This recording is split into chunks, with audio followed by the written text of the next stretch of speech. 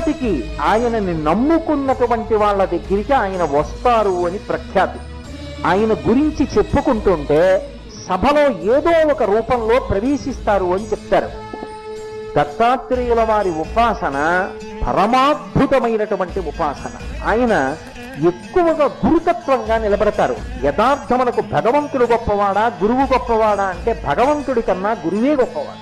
ఎందుచేత అంటే గురువు జ్ఞానమిస్తాడు, మళ్ళీ ఇక పుట్టవలసిన అవసరం లేని స్థితికి గురువు పైకెత్తుతాడు. అంటే దాని ఉద్దేశం గురువు కోర్కెలు తీర్చలేడు అని కాదు.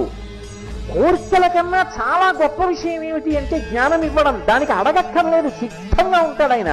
అలా కూర్చునేటటువంటి గురువు దగ్గర జ్ఞానాన్ని పొందడం అన్నిటికన్నా గొప్ప విషయం. మహానుభావుడైనటువంటి దత్తాత్రేయ స్వామి వారు గురుస్వరూపంలో కూర్చుని ఉంటారు.